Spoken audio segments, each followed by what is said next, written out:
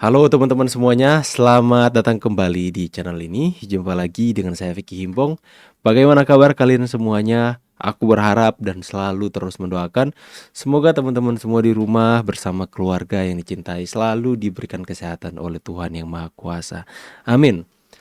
Kita akan menyaksikan bagaimana mungkin tidak berselang lama lagi, beberapa saat lagi akan ada kejahatan besar yang terungkap dari orang yang mengatakan dirinya ahli, dari seseorang yang membuat kegaduhan selama ini, yang dari penelitiannya, yang dari kebohongannya itu berhasil menciptakan polarisasi, menciptakan ketertarikan publik untuk mempercayai setiap analisa yang dia hadirkan di hadapan publik, untuk setiap kebohongan dan tuduhan yang dia sampaikan ke publik, teman-teman, sehingga terciptalah yang namanya kekacauan dan perdebatan yang seolah tidak ada habisnya sampai hari ini. Seorang yang mengatakan dirinya peneliti, ahli di bidang dalam melakukan digital forensik, tapi ternyata teman-teman, sebentar lagi diduga akan dibongkar kejahatannya yang bisa dikatakan itu akan mencerat dia sampai kepada jeruji besi, teman-teman. Ya, diunggah dalam postingan Joshua Sinambela, sekalipun tidak menyebutkan nama, saya pikir masyarakat sudah bisa mengira-ngira siapa orang tersebut. Ada hal yang mungkin tidak atau belum diketahui oleh publik tentang kejahatan yang dilakukan orang tersebut. Kita masih menerka-nerka selama ini, kita masih berasumsi dengan caption atau postingan dari Joshua Sinambela terkait dengan orang yang bermasalah ini, teman-teman. Sampai kepada hari resmi orang itu nanti dilaporkan dan akan disajikan bukti-bukti yang kuat kenapa sampai orang itu dilaporkan. Ini akan menjadi seperti bom waktu buat mereka yang seketika itu meledak, itu akan menghancurkan para kelompok ini, teman-teman. Dan orang-orang yang mempercayai ahli palsu ini, orang-orang profesor-profesor, akademisi yang mendukung ahli palsu ini, mau taruh di mana muka mereka? Ya, sudah mengetahui orang ini adalah seorang yang diduga oleh sebagian kelompok dari tim Joshua Sinambela adalah seorang penipu karena mereka mempercayai bukti dan fakta yang mereka temukan. Ya, mereka mempercayai orang yang menipuin, teman-teman, diduga menipuin, teman-teman. Soal title-nya, kelulusannya dan sebagainya. Bagaimana mungkin orang-orang pintar mempercayai orang? Apakah mereka tahu memang orang ini bermasalah, tapi karena kepentingan belaka, para profesor ini menyangkal kebenaran. Dalam tanda kutip melacurkan pemahaman kepintaran intelektual mereka demi sebuah kepentingan. Who knows? Itu menurut keyakinan saya, teman-teman. Ya, kita sama-sama saksikan dulu, teman-teman, postingan dari Pak Joshua Sinambela. Ketika kebohongan sudah bertumpuk, tapi masih tetap ada yang membela. Bayangkan, ini bukan suatu kebohongan, bukan satu dokumen, bukan satu khilaf, bukan hanya satu kebohongan, bukan hanya satu dokumen, tapi ada beberapa kebohongan dan beberapa pemalsuan dokumen. Berarti mereka mengambil sebuah kesimpulan bahwa ini bukanlah khilaf. Yang terjadi adalah rangkaian kebohongan sistematis. Rangkaian berarti itu berentetan, teman-teman. Rangkaian kebohongan yang sudah disusun secara sistematis. Wah, ngeri. Mulai ijazah palsu, S2 dan S3 dari luar negeri, transkrip nilai palsu, undangan workshop internasional fiktif. Jadi beberapa waktu yang lalu, teman-teman, ada yang menunjukkan ini ijazah saya dari kampus luar negeri. ini transkrip nilai saya. Ini adalah undangan workshop internasional, ya. Dan kemudian kita sama-sama membaca di sini, ya, selain dari undangan workshop internasional fiktif, keterangan palsu di bawah sumpah. Saya pikir seorang yang mempunyai hati penuh dengan tipu daya tidak akan pernah takut, tidak akan pernah menghargai atau menghormati yang namanya sumpah di bawah pengadilan. Ngeri teman-teman, ya. Makanya mereka tidak mempedulikan saya mau berbohong di bawah sumpah atau tidak. Hati mereka sudah dipenuhi dengan tipu muslihat dan tipu daya, teman-teman. Keterangan palsu di bawah sumpah, riset palsu, bahkan ini garis bawahi teman-teman ya, bahkan surat sakti palsu, saktinya dalam tanda kutip. Ini surat apa sebenarnya? Konteksnya apa? Kita akan bahas konteksnya. Surat sakti palsu agar kampusnya di Jepang berhenti menagih kewajiban pengembalian dana beasiswa yang sudah dihabiskannya. Jadi kalau kita mau berasumsi teman-teman ya, surat sakti palsu agar kampusnya Jepang berhenti menagih sorry teman-teman. Jadi orang ini kalau asumsi kita bahwa orang ini mendapatkan beasiswa dari kampus yang ada di luar negeri tersebut. Kemudian uang atau dana beasiswa yang diberikan kepadanya dihabiskan untuk keperluan pribadinya, bukan untuk keperluan kampus dan keperluan ketika dia menimba ilmu di luar negeri. Ya, dana yang diberikan tidak dipakai untuk dia menyelesaikan studi di luar negeri tersebut. Tapi dia entah, saya nggak tahu apakah itu berfoya-foya atau menggunakan dana beasiswa untuk kepentingan atau keperluan pribadinya, bukan untuk keperluan di kampus, sehingga akhirnya orang ini gagal menyelesaikan studi yang dari sana. Bisa dikatakan dia tidak mampu menyelesaikan, dan akhirnya pihak kampus itu menyesal sudah memberikan beasiswa dan dana beasiswa kepada orang ini, karena orang ini tidak mau bertanggung jawab, tidak mau untuk memiliki hati yang terbeban atau berterima kasihlah kepada kampus tersebut. Anda sudah kami berikan beasiswa, ya. Anda menimba ilmu di sini dengan cuma-cuma.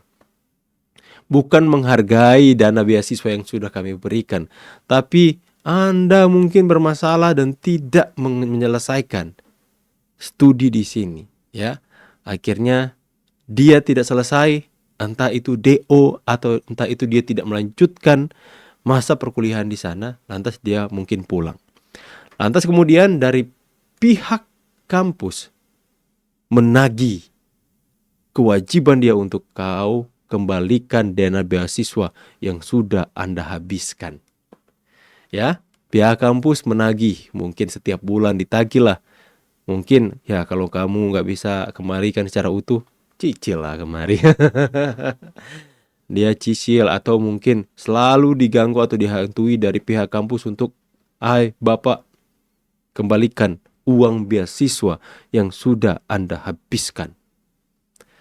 Dihantui dengan adanya dari pihak kampus yang selalu menagih untuk dia kembalikan, lantas dibuatlah surat sakti itu. Surat sakti itu dibuat agar supaya dengan tujuan kampusnya tidak lagi menagih. Apa yang membuat sehingga seseorang yang memiutangi kita tidak menagih hutang lagi kepada kita? Ya, hanya ada dua cara teman-teman. Yang pertama, kita melunasinya. Kita melunasi hutang kita, maka orang yang meminjami atau memiutangi kita sudah tidak lagi mempunyai urusan dengan kita karena kita sudah melaksanakan kewajiban, yaitu kita sudah membayar hutang kita kepada dia. Yang kedua, apa yang membuat seseorang tidak lagi ditagih hutangnya? Orang tersebut sudah meninggal dunia. Apakah surat sakti itu berkaitan atau berhubungan dengan itu, teman-teman? Ini asumsi dan keyakinan saya, teman-teman. Biarkan nanti semua akan terang benderang nanti. Ya, apakah orang itu ya membuat surat dituliskan di sini ya. Surat sakti palsu agar kampusnya di Jepang. Tidak mungkin kan orang itu membuat surat palsu bahwa dia sudah lunas. Tidak mungkin. Tidak mungkin karena pihak kampus tahu bahwa orang ini belum melunasi. Hanya ada satu penerkaan kita, asumsi kita bahwa orang tersebut memalsukan surat kematian. Kalian yang teruskan kata-katanya. Itu asumsi, itu baru dugaan saja, teman-teman. Karena melihat dari hal ini, surat sakti itu dalam tanda kutip agar kampusnya itu tidak lagi menagih kewajiban pengembalian dana, itu asumsinya hanya bisa ke sana. Ya, kan hanya dua kan. Dia sudah melunasi atau dia sudah tidak berada di bumi ini. Ngeri kalau begitu. Berarti yang dikatakan dari awal adalah rangkaian kebohongan sistematis. Itu benar. Pertama, dia memalsukan gelar. Transkripnya pun dipalsukan. Undangan workshop ini untuk menutupi satu kebohongan demi menciptakan kebohongan yang lain ya. Menutupi satu kebohongannya dengan membuat kebohongan yang lain. Dan itu menjadi rentetan kebohongan dan penipuan. Dan itu sangat jahat, teman-teman. Agar supaya orang tahu nih, karena mungkin sudah kecolongan ngomong di publik bahwa saya adalah lulusan luar negeri. Sudah kecolongan mengatakan, iya saya S2 S3 dari luar negeri. Sudah kecolongan nih, teman-teman ya. Lantas kemudian orang mulai cari tahu. Ditunjukkanlah atau dibuatlah ijazah palsu. Ditunjukkanlah, ini saya lulus ijazah palsu. Lantas kemudian orang mulai meneliti ijazah yang dia tunjukkan ke hadapan publik. Ya, orang mulai berpikir, wah ini kok beda dengan ini. Dibuatlah transkrip nilai palsu. Dibuatlah undangan workshop untuk menutupi kebohongan-kebohongan yang lama yang udah mulai kecium kebenarannya, teman-teman. Ya, udah mulai dicurigai bahwa yang ditunjukkan adalah palsu. Makanya membuat rentetan kebohongan, penipuan yang terjadi. Dan ini bukan lagi soal akademik. Kita lanjutkan ya. Ini sudah masuk wilayah rekayasa, penipuan, dan penyalahgunaan sistem. Namun yang mengejutkan adalah masih ada akademisi, profesor yang membelanya. Inilah yang kita bahas di awal, teman-teman. Masih ada akademisi, profesor yang membela seorang yang diduga kuat oleh Joshua Sinambela dengan begitu banyak bukti yang mereka temukan. Adalah seorang yang menciptakan rangkaian kebohongan yang sistematis. Mereka mempercayai yang kalian bayangkan, sekelas profesor dan akademisi saja terkecoh dengan orang ini. Bagaimana dengan rakyat biasa? Makanya tidak heran saat ini terciptalah polarisasi, terciptalah perpecahan di tengah-tengah masyarakat. Karena sekelas profesor dan akademisi saja tertipu dengan perkataannya, tertipu dengan penelitian-penelitian yang dia sajikan kepada publik untuk menciptakan sebuah pemahaman bahwa apa yang ditelitinya adalah sebuah kebenaran tentang ijazah Pak Jokowi adalah palsu, teman-teman. Bagaimana rakyat biasa, orang-orang yang mungkin mengenyam pendidikan tidak sampai kepada profesor, akademisi S1 dan sebagainya, teman. Ya, makanya terciptalah perpecahan di sana. Makanya Bang Joshua Sinambela mengatakan tidak. Namun yang mengejutkan adalah masih ada. Itu adalah hal yang mengejutkan sih. Kalau ada profesor yang masih membelanya. Itu dipertanyakan. Apakah membelanya karena mereka tahu bahwa orang ini adalah orang yang benar, orang ini adalah orang yang mengatakan kebenaran sepenuhnya, atau mendukung karena ada kepentingan untuk ikut-ikut menghancurkan nama baik Pak Jokowi, menurut keyakinan saya ya, teman-teman ya.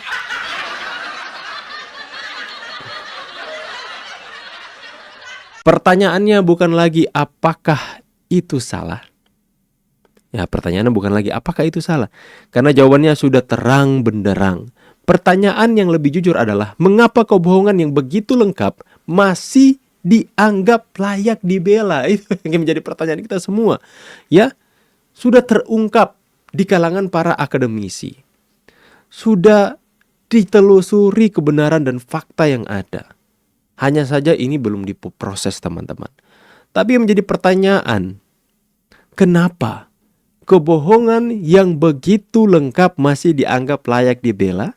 Apa yang dipertahankan? Kebenaran atau solidaritas semu?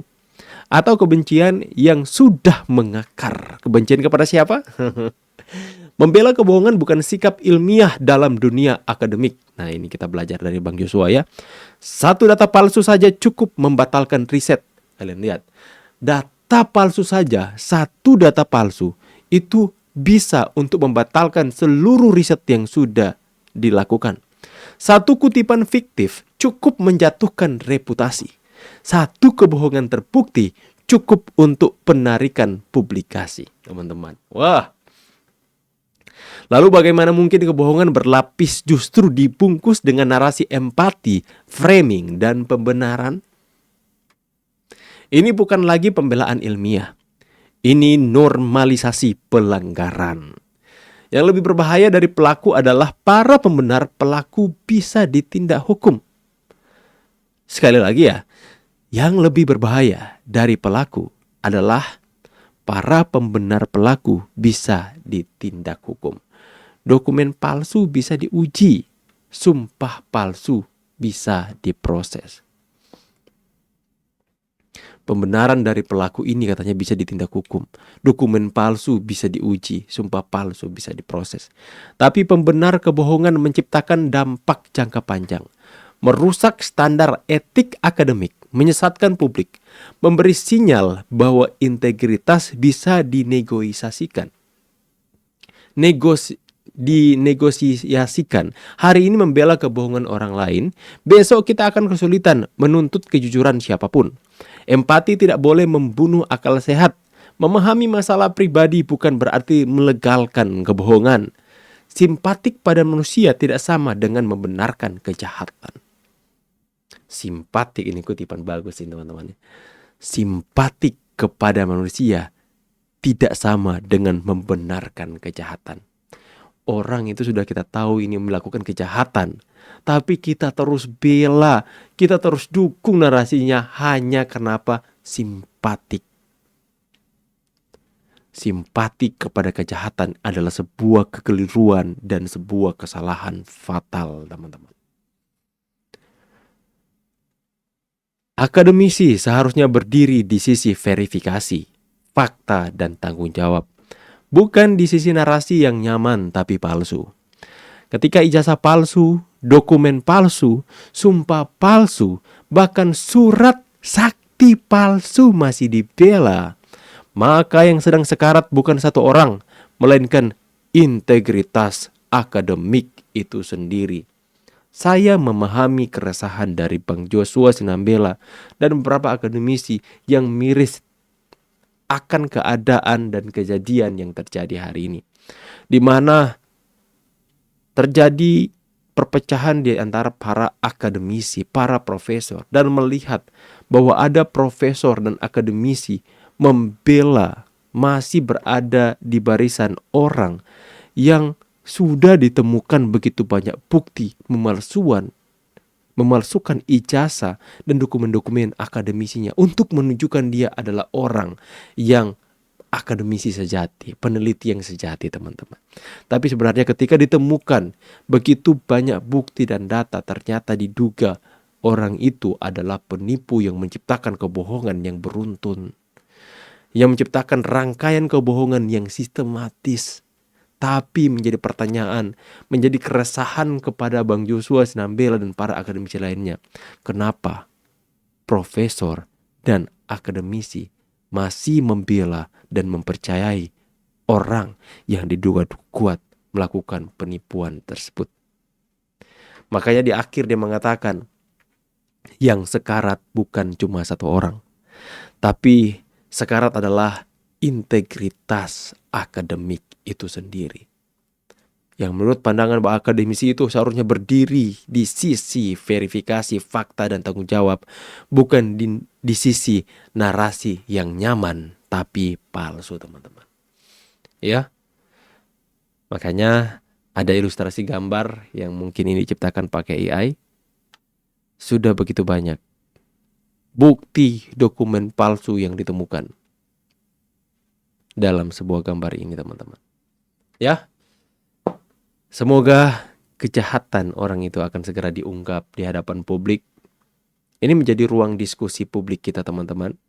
Membahas soal isu yang lagi beredar di sosial media, di postingan Joshua Sinambela, seorang akademisi yang memiliki keresahan tentang bagaimana ada seorang yang diduga kuat menciptakan kebohongan yang sistematis, tapi masih ada profesor akademisi yang membela orang tersebut.